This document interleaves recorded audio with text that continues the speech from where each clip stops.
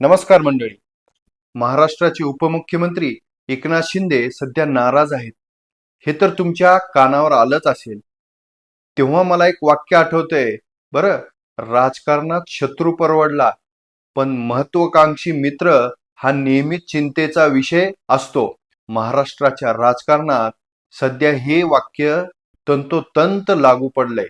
ज्या महाशक्तीचा उल्लेख करत एकनाथ शिंदेंनी 40 आमदारासह ऐतिहासिक बंड केला, आज तीच महाशक्ती शिंदेच्या अस्तित्वावर घाव घालतीये का? कल्याण डोंबिवली म्हणजे एकनाथ शिंदेचा बालेकिल्ला, पण याच बालेकिल्ल्यात भाजपने शिंदेचे नगरसेवक फोडले. एकनाथ शिंदे यांना चक्रव्यूहात अडकवण्याचा प्रयत्न देवेंद्र फडणवीस आणि महाराष्ट्र भाजप करत आहे.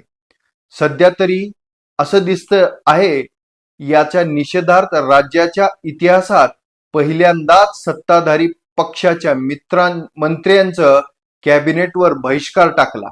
उपमुख्यमंत्री एकनाथ शिंदे तडकाफडकी दिल्लीला गेले. अमित शहांच्या दरबारात 50 मिनिट चर्चा झाली, पण हाती काय लागलं? सूत्रांच्या मते तर काहीच नाही. आजच्या व्हिडिओमध्ये आपण वरवर दिसणाऱ्या या वादाच्या खूप खोलावर जाणार आहोत. ही फक्त कल्याण डोंबिवलीची लढाई नाही, तर ही आहे देवेंद्र फडणवीस यांचे मिशन 2029. मित्रपक्ष संपून एक हाती सत्ता आणण्याचे स्वप्न बाळासाहेब ठाकरे आणि प्रमोद महाजनांच्या काळातील दिलदार युती ते आजची संधी सातू युती, यात काय फरक पडलाय? नितीश कुमारांच्या शपथविधीत फडणवीस आणि शिंदे मध्ये नक्की काय घडलं, काय शिजलं? आणि सर्वात महत्वाचं, ज्या देवेंद्र फडणवीसांना शिंदेंनी मुख्यमंत्री केलं, तेच फडणवीस आता शिंदेंना राजकीय दृष्ट्या संपवत आहेत का? या सर्वांचा आढावा आपण या व्हिडिओमध्ये घेणार आहोत. पण त्याआधी आपल्या मराठवाडा नेता चॅनलला सबस्क्राईब करायला विसरू नका. चला आता विषयाकडे वळूया. महाराष्ट्राने युती 2 कालखंड पाहिले आहेत.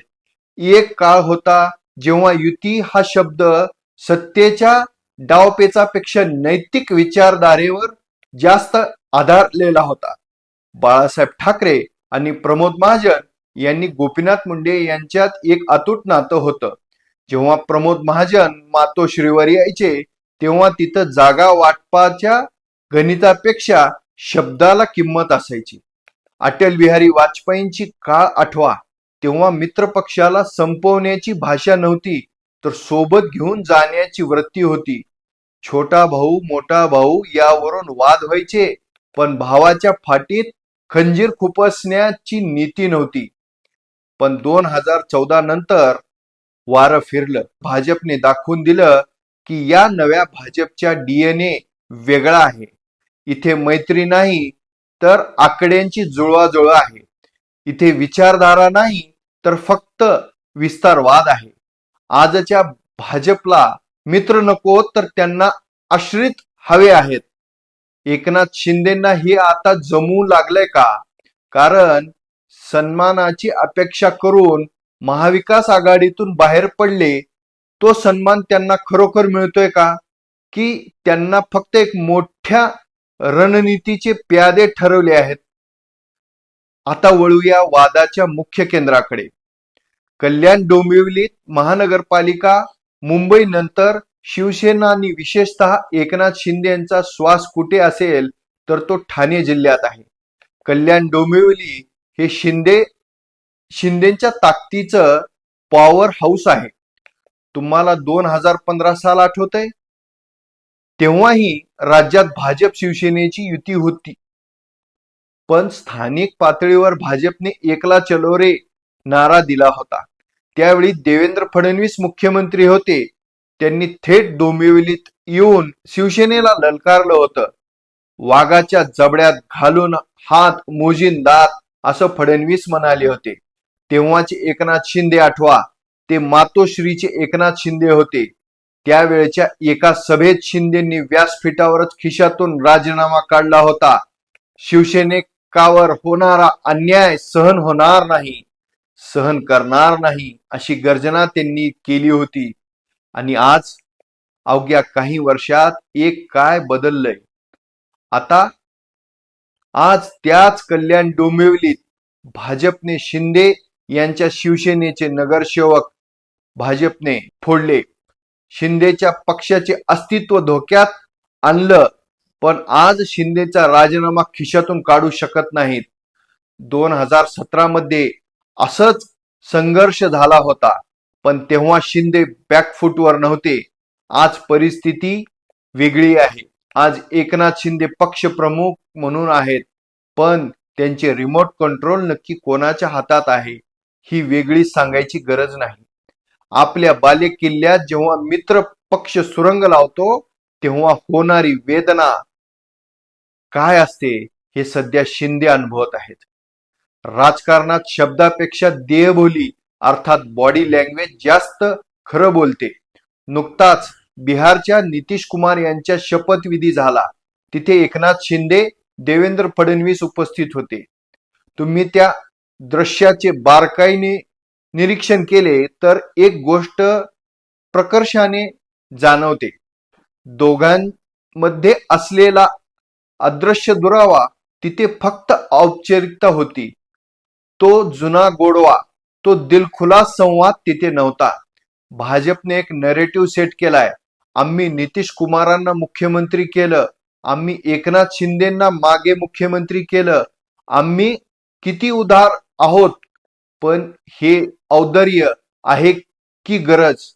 नितीश कुमार पलटी मारण्यात पटाईत आहेत हे भाजपला माहीत आहे. पण एकनाथ शिंदे शिवसेनेतून बाहेर पडताना जो धाडस केलं त्यानंतर त्यांनी परतीचे दोर कापून टाकले आहेत.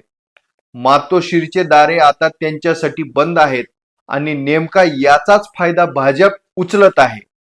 पण शिंदेंना मात्र वापरून घेऊन संपवायचे हे भाजपचे धोरण आहे का? कारण देहबोली हेच सांगत होती की तुमची गरज आणि उपयुक्तता आता संपत चाललेली आहे. आता आपण येऊया व्हिडिओच्या सर्वात महत्वाच्या भागाकडे.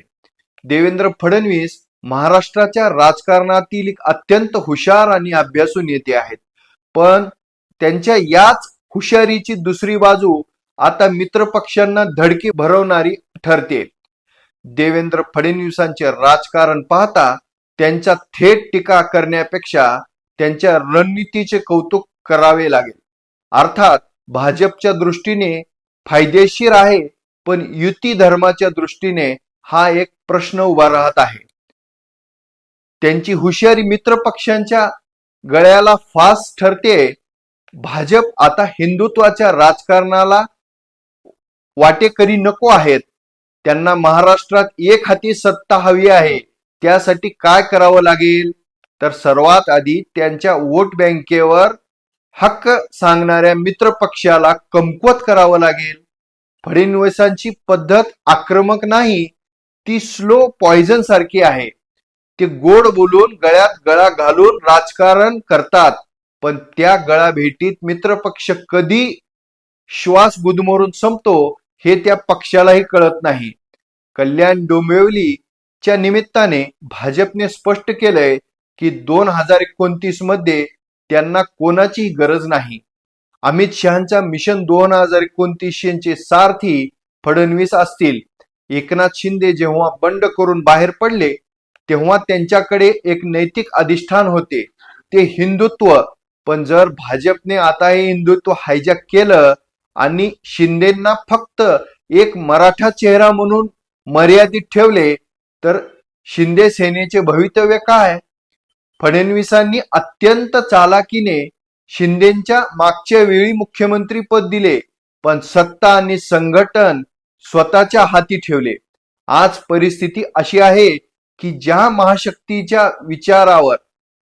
महाशक्तीच्या जीवावर शिंदे लढायला निघाली तीच महाशक्ती आता त्यांच्या पाठीमागे लागली आहे. केंद्रीय तपास यंत्रणाच्या जुन्या फायली बंद झाल्या नाहीत, त्या फक्त कपाटात ठेवण्यात आल्या आहेत. याची जाणीव शिंदेना नक्कीच असेल. त्यामुळे कितीही राग आला, कॅबिनेट बहिष्कार टाकला तरी तो शेवटी भाजप समोर झुकणे ही आता शिंदेची मजबुरी झाली आहे का? बाळासाहेबांची शिवसेना स्वाभिमानाची ओळखली जायची. एकनाथ शिंदे त्याच वारशाचा दावा करतात, पण हा स्वाभिमान फडणवीसांच्या विस्तारवादी धोरणामध्ये किती काळ तक धरू शकतो हे पाहणे महत्वाचे ठरेल.